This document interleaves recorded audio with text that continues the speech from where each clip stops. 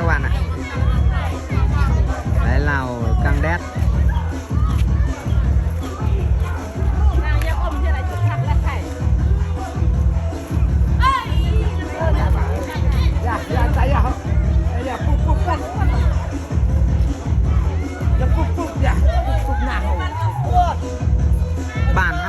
บ้านเฮาเอิ้นบ้านปูซุงเนาะแม่เนาะ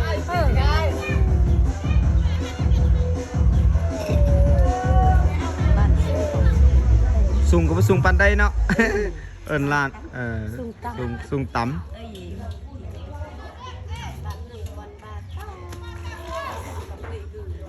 ว่าเอิ้นไปซุ่มเพราะว่าพูดแบบนั้นนะโยมนะแบบนั้นนะมีฟาร์มโยม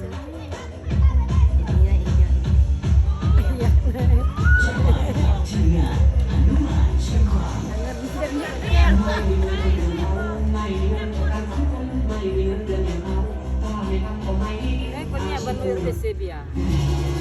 ว่าคนเนี่ยเป็น